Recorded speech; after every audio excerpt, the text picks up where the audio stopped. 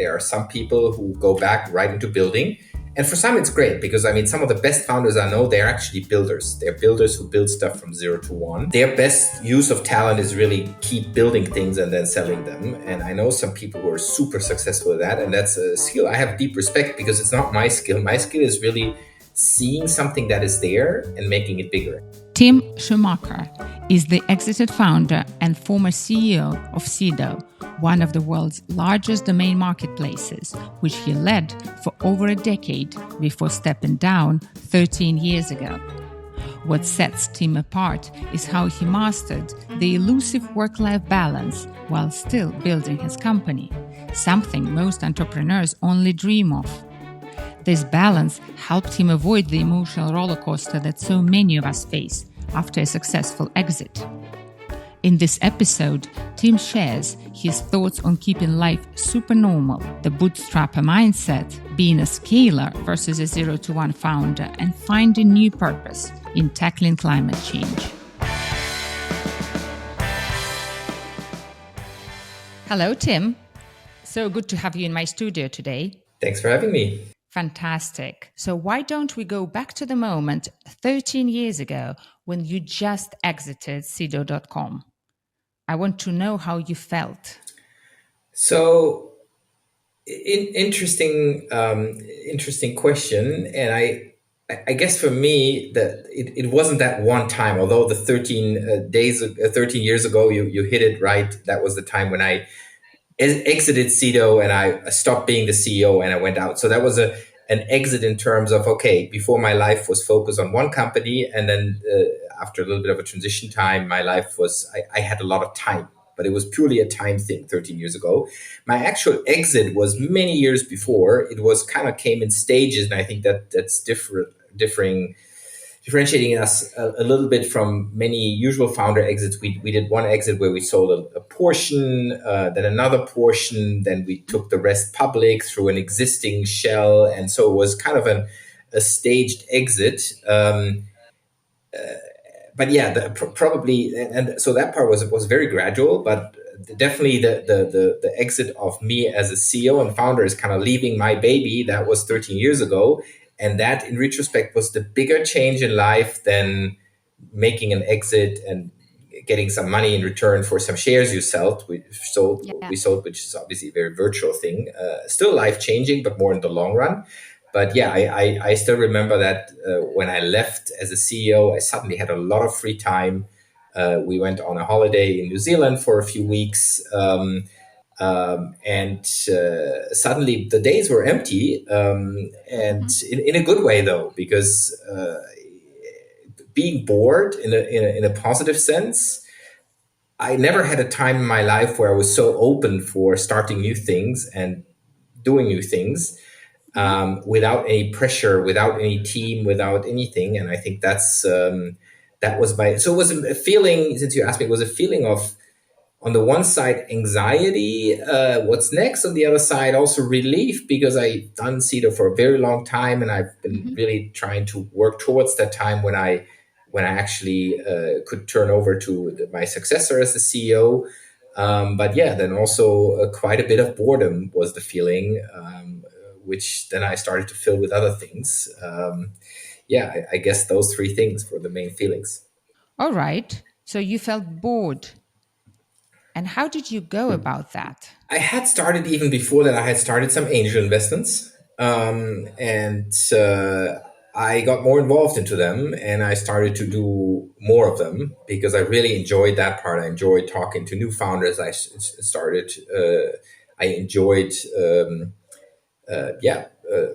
growing companies. I've always enjoyed that. And one of the businesses, which I then happened to actually spend the majority of my time, or two businesses over the next couple of years, were one. I had done the angel investment before.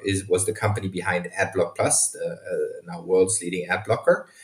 The company name is IO, but most people know it by the name of AdBlock. And I got quite involved during that time into taken that company, was a fledgling little startup with just a few employees, and helping my co-founder to grow that. And the other business was, and that investment came during that time, after I left Sedo, which was the green search engine ecosia.org. It's a green search engine that plants trees.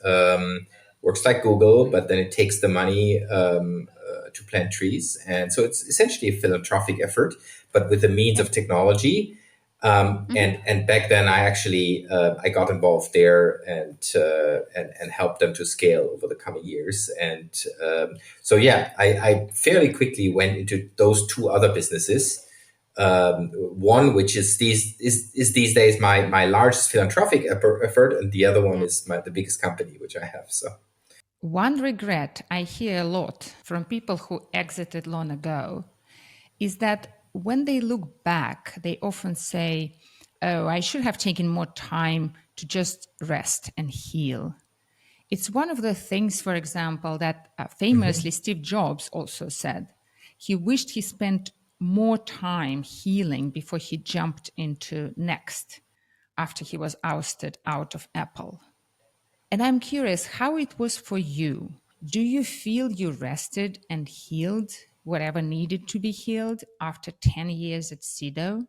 I didn't feel the need to be healed or anything. I wasn't. I think for one is I think it's if you're ousted or the company goes bankrupt or something, I'm sure that's a very different situation. In my case, after 10 years, I was like, okay, it's time for someone else to take to do the next 10 years of this company. So it was a very conscious choice. I still stayed on the board. It was a very peaceful transition. I left the company in good hands, and I think I always had a fairly healthy work life balance. I mean, I hear from a lot of founders who work like 80, 90 hours. I was never that way. I always try to work very productive in my 40, 50 hours I work, but to not work more than that. And so I didn't have that need to really, yeah, have a complete rest or something. How old were you? Well, I was what, 30, 32, 33? And at that time, you had a 6-year-old boy? Not No, six, three, yeah, wasn't he? yeah. Did you feel that you wanted to do something completely other than business at any point? Like focus on parenting or go travel the world? Or it was clear for you that you just wanted to have more time for your angel investments? Traveling the world is definitely something I love to do, and I'm still doing quite a bit. I've always liked to combine it with business though, so do some sort of business, do a few extra days, or with a family, take some time, do remote. But I didn't feel the need to be like, okay, I'm going to be traveling the world for 2 years now. That urge I didn't have. Also, I mean, kids keep you somewhat grounded in a way. They like to see their friends to go to kindergarten or school or whatever. Yeah, Definitely, that makes a founder, whether exited or not, a lot more immobile than someone who's maybe in the of 20s, course. has no family, and so yeah, for better or worse, I think that was kind of the life. And then no, wanted to do, and that's probably been the driving force then over the last 13 years. I wanted to take my skills, which is building companies, but also some more specific skills like software, online marketing, those sorts of things, to use it for something more purposeful, which is why I really, for the last over 10 years now, been carving myself out a niche a lot at the intersection of software and climate tech. I'm really passionate about climate tech. I think, the way our economy is run, burning fossil fuels, plastic waste, all of those things, we're just overutilizing the planet. I think we're setting ourselves up for a massive disaster in the coming 20, 30, 40, 50 years. And so I'm very, very passionate about this topic, and I'm trying. And Ecosia was the first step, but there are others to come.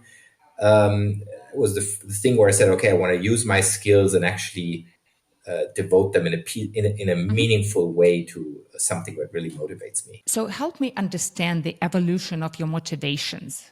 So climate change now motivates you a lot, but it probably is not why you started Sedo.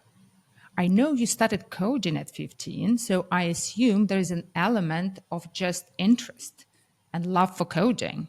Right. But what was your original motivation to start the company and how that changed through the exit, through your sequels and angel investing until today, and brought you to this place where you are so passionate about climate change?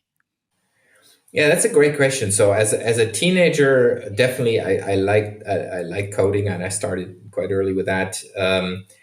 And then I just wanted to build a company. That was my primary motivation. And yet, Sedo obviously had no climate angle, had no larger Mhm, purpose, so to say. It was a good digital marketplace for domains, but I wouldn't say there was a deeper meaning in life to it.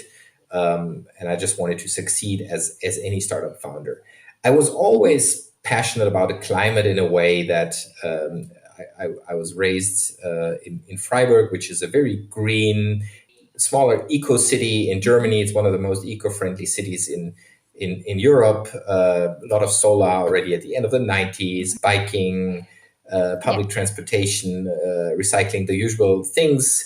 And I think that was always my worldview. Is like we got to live within our planetary boundaries.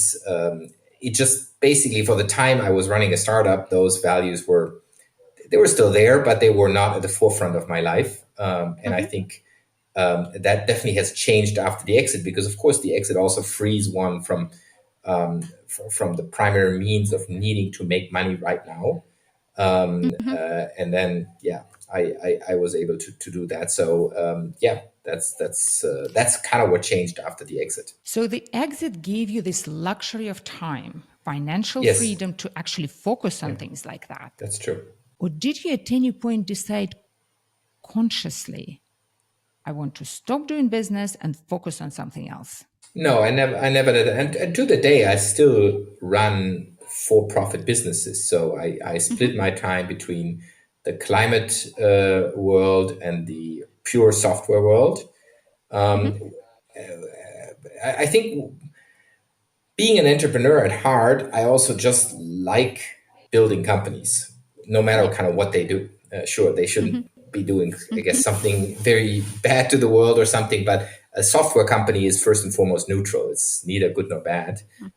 And I think I still also, for example, I enjoy we're building SaaS Group as one of the companies, and I enjoy building a remote company with a lot of people from all over the world who mhm. also very often live in different places. A very fluid system of also free thinkers, very autonomous, very so building a great company with a great operating model. I also find very fulfilling, and I think we're Yeah. also in a positive way touching people's life.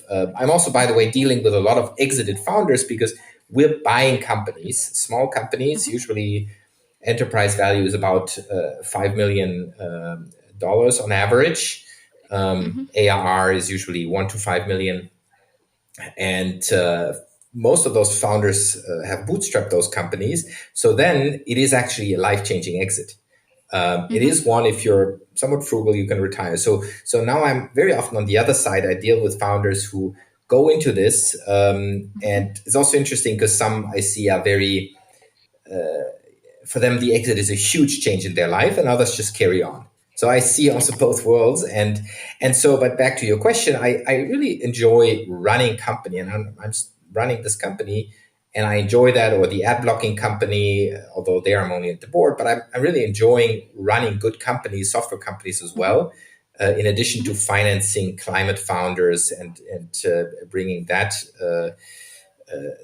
part forward. And I think that's the part which is hard to I would be hard to let go for me, given that I really enjoy doing what I do. You wrote this fantastic article on bootstrapper mindset, which I can very much relate to because all my companies were bootstrapped. Cool. And sometimes I feel, oh, did I choose to do things the hard way by doing that? But I'd love you to talk a little bit about your view on bootstrapper mindset. What do you mean by that? And whether it's a good thing for a founder to keep that after they exited their company for their next repeat businesses? Yeah, no, great that you read that, and great that your businesses were also bootstrapper businesses. And what I mean by that is really that the absence of money, and I think you can transform some of those thinking into on the personal level on an exit or pre-exit versus post-exit world is that I see a lot of bootstrap companies. I also see a lot of VC backed companies. And what I really admire about the bootstrap companies is their frugality, their focus on customer satisfaction, their focus of just building a great product, their focus on maximum efficiency, not just hiring someone, but actually very often then solving the problem at the root cause. Mhm, And we've at SAS Group, we've bought some amazing businesses. So we've bought two businesses now where both in both times the founder was running the business alone and mhm, made 2 million in revenue with obviously a huge profit margin, mhm, uh, just purely alone by super efficient processes. And to me, that's the opposite of a lot of VC backed companies, which also might make 2 million, but they mhm, burn 5 million. And very often they don't grow that much more, but they just add a lot of yeah, layers. And I think that thinking is I think a very healthy thinking. It's a minimalist thinking, which I think is also what the world needs. Is kind of the less is more mantra. I think it's also quite healthy for people to just not start to amass stuff and buy stuff, because same as what companies do, they get a lot of money from VCs. They start hiring people mhm, without thinking. And so I have deep respect for bootstrap founders if they can do it. And that's the big catch, is an if, because I think there are a lot of businesses. To end that praise for bootstrap founders maybe a little bit, there are a lot of businesses which you where you need VC for. Like if you have, mhm, for example, hardware heavy stuff, which we have in climate tech quite a bit. You're building certain factories, certain processes. It's not mhm, SaaS where you can start things bootstrapped. VC plays a super crucial role in bringing the ecosystem in a lot of areas forward. I think the mistake we're just making is spoiling areas, especially in software, which are really well run and which have this great bootstrapper mindset with too much cheap money, or we used to. I think that was really, I think that article I wrote in 2020 21, which was probably the worst time mhm, in terms of a lot of free cheap money. And that's when I think it also, like, just like a lot of money can make people unhappy mhm, after an exit, which I'm sure through your interviews a lot more than I do, and I'm mhm, sure you're seeing that quite a bit. A lot of money can also make companies unhappy and mhm. unproductive, and Yeah, so that's kind of keeping a healthy balance. I think that's one of the hardest yeah. things. I think another problem is that incentives of VCs and founders Yeah, are not necessarily right, aligned. In fact, right. they usually are not. But you are now playing the role of the VC. How are you ensuring that your companies you invest in have the bootstrapper mindset? How do you reconcile it with the natural desire of a venture capitalist that the company grows as fast and as big as possible? That's a great question, and it's a hard fight because within our VC fund, I am I am the software bootstrapper by heart, and so I know quite a bit about how to build a company, and usually kind of the voice of reason when it comes to keep your burn down. How do you increase efficiency? That's really what I tend to be good at companies. While I also know that you need to think big, you need Mhm, to have a great vision, you need to have multiple funding rounds for some of the bigger companies, and mhm, so I think me and my co-founders, we also in a way act as balancing factors there. Um, they're both from the VC world, and mhm, uh, they understand, for example, the VC metrics quite well, and they would push for kind of thinking bigger, which is also a super important skill, one which I mhm, sometimes lack as a bootstrapper. And I'm the one who's sometimes the voice of reason. I think at the end of the day, any good startup needs both. mhm, And you constantly balance. You have certain periods where you need one more than the other, but all great companies have elements of both. mhm. And so I think in the mix, it's fine again, but it sometimes can be almost a little battle between the worlds. One idea of yours, which I found very interesting, and I want us to talk about it, is how at some point you realized that you're better at scaling companies than starting and building something new. So I'd love to hear how you realized that you should focus on scaling and whether you still think it was the right realization for you. Yeah, no, for me, it was definitely the right thing. And I think you said it very well. There are some people who go back right into building. And for some, it's great because, I mean, some of the best founders I know, they're actually builders. They're builders who build stuff from zero to one. And their best use of talent is really keep building things and then selling them. And I know some people who are super successful at that, and that's a skill I have deep respect because it's not my skill. My skill is really seeing something that is there and making it bigger. And I think for me, probably the aha effect came through both Ecosia as well as Adblock, is where in Mhm, both cases I'm not the inventor of the product. mhm, It was the inventor of someone else, but they both struggled with building a company. They were at the very early stages. One, Adblock was a complete hobby project. Ecosia was very mhm, small. And I could see that my biggest value add is really helping them scale, but not mhm, just giving advice, but actually also getting my hands dirty. And that's what I enjoy doing. And I think that was also at the end of the day what led me to start SaaS Group, because there we do it in a systematic fashion, because we see a mhm, lot of founders with SaaS Group who come to that 1 to 5 million mark in revenue, but that's almost like a glass ceiling for a lot of founders. It's like mhm, when a company grows beyond a family size, like 5, 10 people, that's when you mhm. start actual need to start real management. Yeah, And that's where a lot of founders just don't like it anymore. They don't yeah, enjoy their job, they burn yeah, out, they get stressed. They yeah. We've seen founders who don't take a single day of vacation. And then they go through this realization process, and Mhm, they're like, well, maybe someone else can take that off, and we come in mhm, and we know exactly what to do, and we bring in the right GMs, the right general mhm, managers, we bring in the right skills, and then it doesn't always work. Sometimes there's also a glass ceiling in the market and the company just stays at a million revenue or something, and that's okay. But we've mhm, taken a lot of those companies then from a million to 10 million. And for us, it's really okay. That's very quote unquote simple execution. It's still a lot of sweat and work, but that's what our playbook is, and that brings tremendous value. And the founders go back to starting something and are super happy. Um, mhm. and so it's kind of it's almost the opposite to my own skills. But yeah, I guess that's the older you get, the more you know what you're good at and whatnot. I'm very curious to find out how you reached that wisdom and at what point. Because in Sedo, you were there from 0 to 1, right? Right. And then you stayed on. So you stay through that critical moment when lots of founders realize that they cannot scale their company. So you had that whole experience from 0 to all the way to, I think the company was valued like 200 million when you left, right? Right. So you stayed for the whole cycle. How and why did you realize that your particular skill is scaling and not 0 to 1?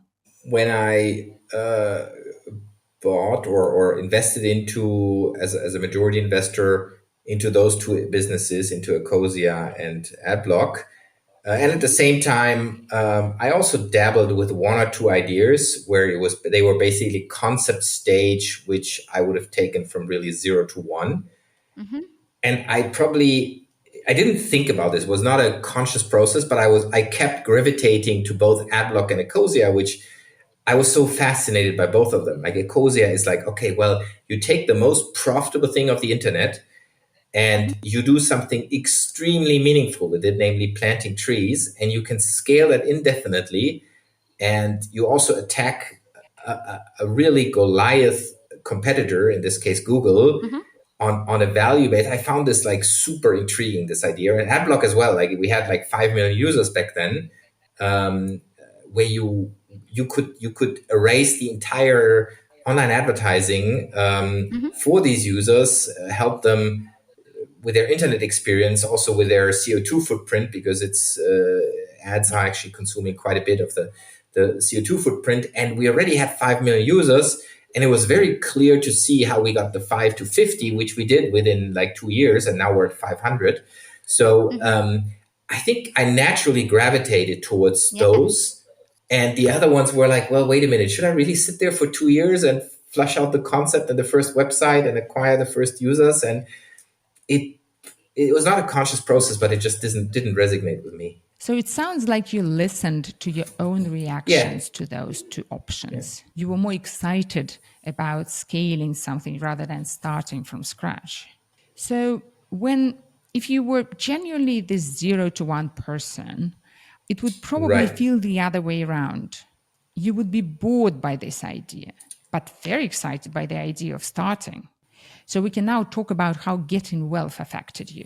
I know in your case it didn't happen at once, but I'm mostly curious about how it affected your motivation in life and why you continued doing what you're doing, even though I assume you could also stop doing business. It's a little bit like, again, comparing to a company. I'm always advocating for not giving too much money at once, but giving it kind of while you grow. Mhm, You need to learn to spend money, and companies and people are no different. Companies are mhm, also run by people at the end of the day. So, I mean, generally, I would describe what how I how I approach this is I live a fairly frugal life. Like I mhm, bike to work. I don't have any luxurious hobbies.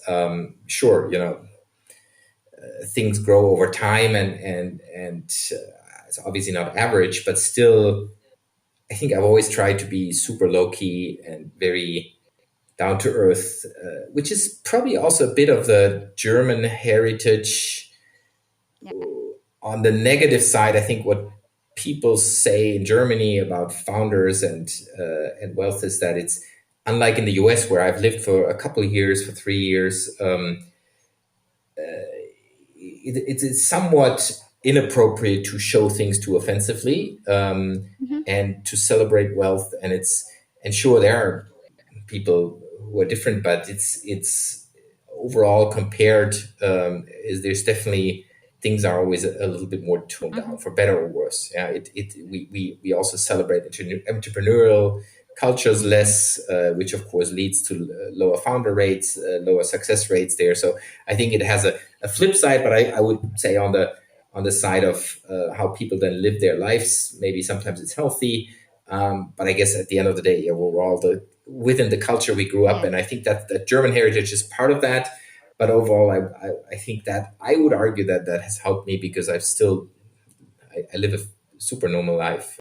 There was not much shock for you because you No, already because first of all wealth came in stages, and second, yeah, culturally you were prepared to not be right. affected too much. And I also reinvested a lot. So Mhm, I keep the liquid part to a small portion, and I've invested most of my money is again mhm, invested in companies, invested in some philanthropic efforts like Ecosia. mhm, I'm also these days doing a bit more pure philanthropy and also climate, quite a bit, climate protection, and so it's really something that I made very conscious effort to put my money also back into the circle, but for yeah, building companies. And sure, that's on the one side, it's chasing, quote unquote, chasing more money. mhm, But it's not the money that motivates me. It's, I think, as most founders, it's actually the wanting to win in a way, and wanting to be proving that you can actually build cool stuff with the money, build cool stuff out of nothing. I think that's I would argue that that's what's driving the motivation of most founders, including me. And so it felt kind of natural to just invest that back. so it's a combination of competitiveness, Yeah. love for what you're Hmm. doing, loving the game and Yeah. loving doing it. Let's talk about how you dealt with a change in your identity. So you were the CEO of one of the largest marketplaces for domain names in the world. Then you stepped down. Was it a problem at any point for you that you no longer were the CEO and the co founder of a well known brand? There were a couple of people I knew who were friends, and some are still friends, and others I lost track over the years. Um, but there were also a lot of other people where it's like, yeah, it's okay, they were business partners and nothing more, and I'm not in touch anymore, so it's okay. But it was, I wouldn't say it was a big identity. Maybe it would have been, and if I would have done nothing else after that. But I think I fairly quickly went into then, for example, the ad block business. So I had a kind of I had a role, and to me, it's a lot about is this. Some of my co-founders, they tell this like the party question. Like if at a party someone asks, "What do you do?" They Mhm. struggle with that, or some struggle with that because they're not doing anything. And Yeah. that I never had that because I went kind of fairly seamlessly from one thing to the next one. But I can see how identity plays a role if you don't have that.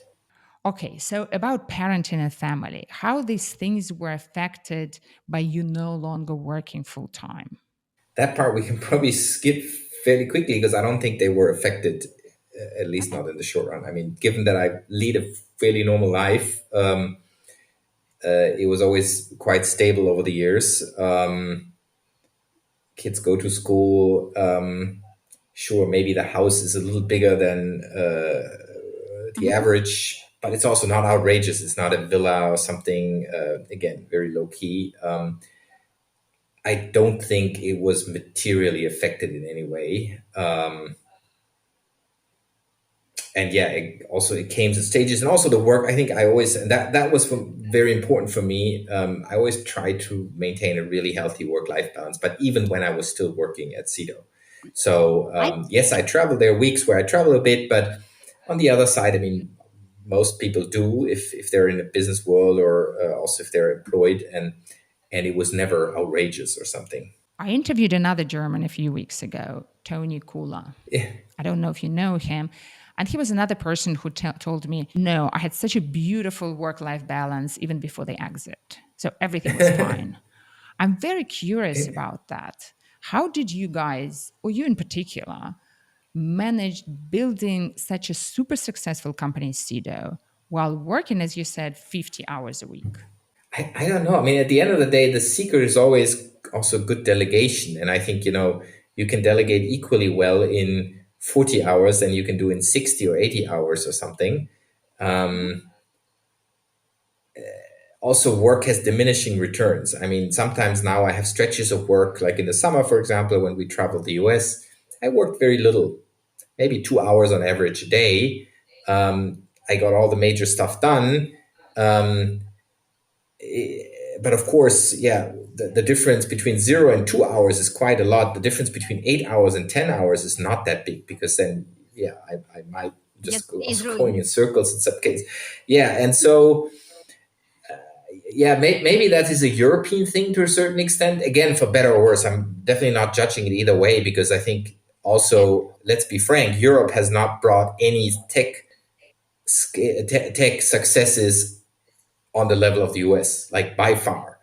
Like even the most successful ones, whether it's Spotify or it's SAP, which is a bit older, Mhm. it dwarfs the Googles and Facebook of the world. So I think that maybe you need some more crazy people to really achieve that maximum level of success. But on a personal level, of course, also money.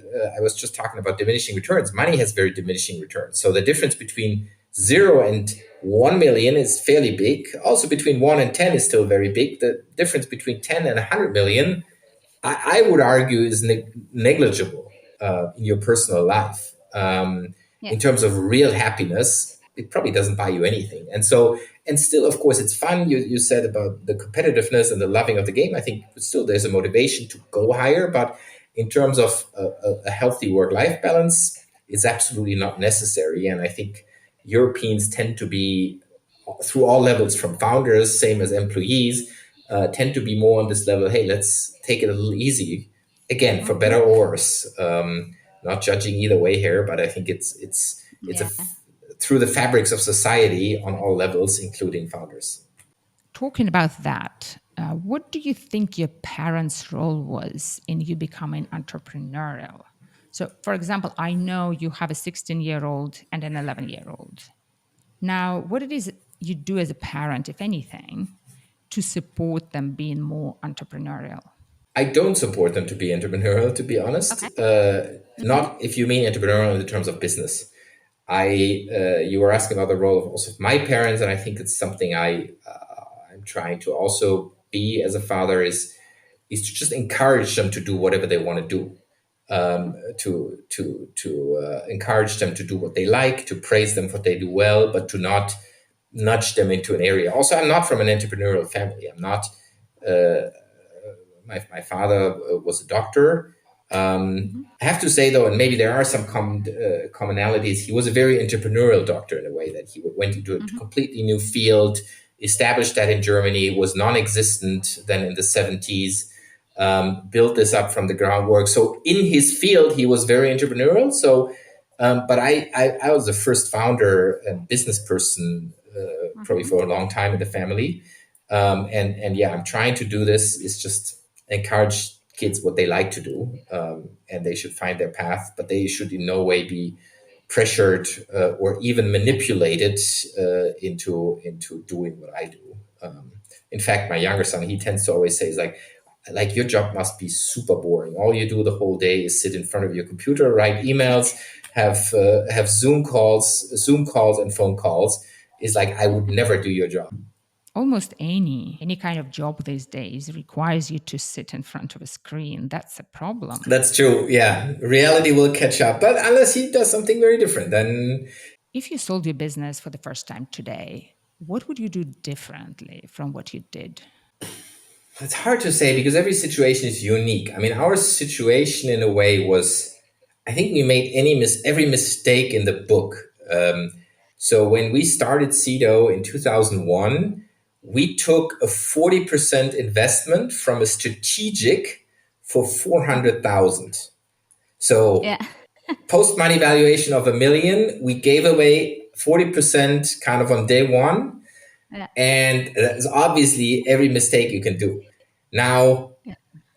was it could we have been more successful? I don't know, because they also helped us a ton. Like the company, the strategic partner was the second biggest web hosting company worldwide after Mm-hmm. GoDaddy. So they're the European GoDaddy. And there were so many synergies in our markets that it was like the perfect fit. And Yeah. there were very tangible things we got out of that. And maybe we would not have gotten bigger. Maybe we would have gotten bigger. Maybe GoDaddy would have Mm-hmm. paid twice for us if we would have been independent. I don't know.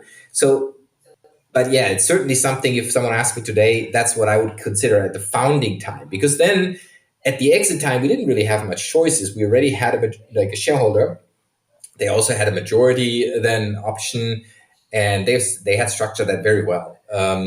And so we had a really good relationship, but we didn't have much leverage in then selling the remaining parts. And so, of course, we kind of maneuvered us into a pretty bad situation.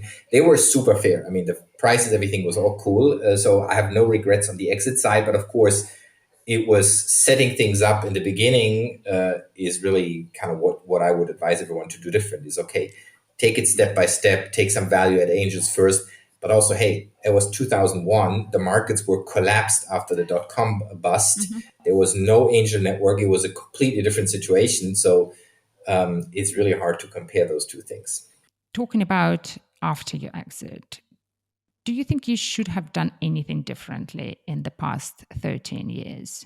There's so many options. A friend who also had an exit a few years before me, I still remember what he advised me during my exit. He said, well, the hardest thing is that suddenly so many options open up.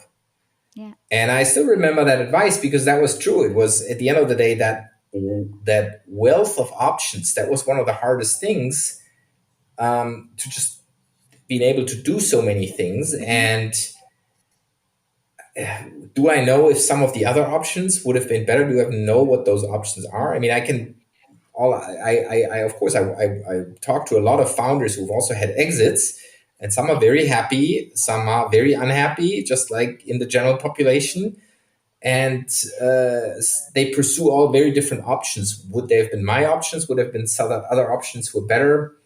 It's really hard. It's really hard speculations. I really don't know. Why do you think statistically 70% of repeat businesses fail? Oh, is that a stat? I didn't know that. That's so. You're saying 70% of the founders who start something new, they fail. Exited founders, yeah. Exited founder. Repeat Interesting. businesses. Interesting. Especially given that the venture capital community is so willing to give us money. Those 70% is probably still better than the failure statistics of first time founders, right? What is that in comparison? But that's interesting because 80% of all businesses fail. Yeah. I can think of two reasons. One is that you just don't sweat as hard for the second time. A lot of, in my personal experience, a lot of the founders I've met, they treat sometimes their second business as a lifestyle business. It kind of runs on the side. They're not fully committed to it, and that people notice that. So that's number one.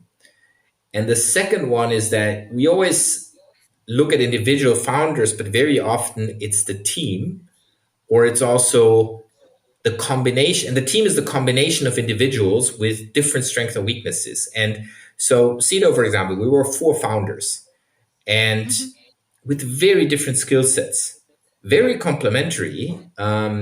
Now, just taking out one person and giving that person money is like, hey, run with it. You were successful once, because very often it's not the same team. It's then one person wanting to prove that he or she can do that alone, different combinations. It's not the same team. And what did work in the first team doesn't work in the second team.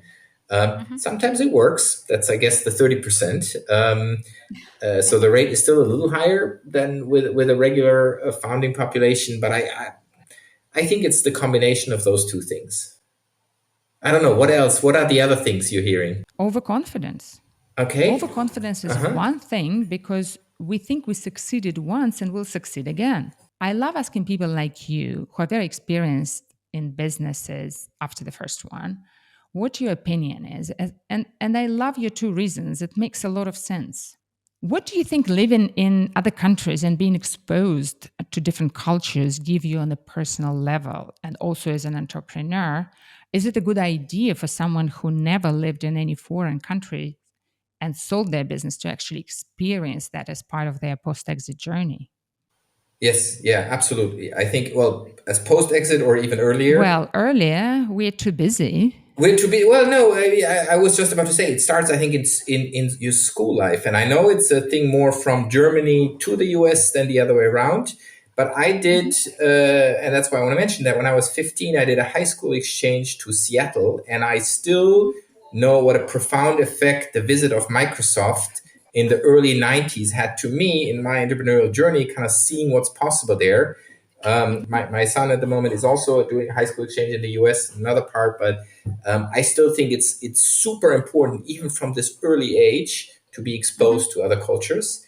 I mean, there's also a reason why migrant founders are actually dominating the US super tech companies. If I look into my circles, I've very often also founded with people who are not from Germany, for example. My co-founder at Adblock, Vladimir Palant, came from Moldova as a kid. Now my co-founder at the Climate Fund, Daria Saharova, she came from Latvia as a teenager. And so I think it's being exposed to something which is out of your comfort zone. I think that's what it's the end of the day is. Overcome resilience, prove yourself in a different setting is super important. And I only lived abroad for, I think, in total about 4 years in the United States, but still those 4 years I think were very important. It's much harder, of course, for people who permanently relocate. But those or things during your studies, I mean, I did that in Sweden. I was in Sweden for an internship and for my studies for a year. Whether it's during school, during university, in early possibilities in your employment life, I think I would encourage everyone to use that. Doesn't have to be permanently. If it is permanently, cool. If not, even a year, 2 years, sometimes are really life changing, and I think it makes you also stronger as an entrepreneur, and more resilient, and opens up a whole new world. Do you have a sense of purpose? And what gives you that sense? Well, to me, it's really mostly on the climate front. I think it's if I would pinpoint the one problem humanity has, like sure we can argue about a lot of problems, which are problems, issues. Some of those, a lot of those are important, important for local communities, important for certain segments of the population, and all of those are important. Don't get me wrong, and I have a lot of respect for people who work in those fields. But to me, I feel like as humanity, there's one problem which is irreversible and which can basically jeopardize the life of billions of people and will jeopardize the life of everyone if we don't tackle it properly. Problem is that it's so abstract, and that is climate change, and us burning fossil fuels and just basically being on the path for such a warming that it will distort everything from agriculture, the way we live, the way we feed people, everything. And that's why, to me, that's what I'm contributing to tackle, and that's probably what gives me the most sense of purpose on the actual vision part. And other than that, it's the purpose kind of in daily life. It's just running a company, running it well in a humble, nice, remote, smart fashion. That also kind of in a day-to-day doing probably gives me the most purpose in a very today tangible way, compared to climate change, which is super abstract, and which is part of the problem why it's hard to grasp for people. So, how would you describe a perfectly fulfilling life for yourself? Spending the time with people you like, and doing things that do something meaningful and not creating too much harm. Tim, thank you so much for this interview, for your time, and for sharing your wisdom and experience with us. Thanks for having me.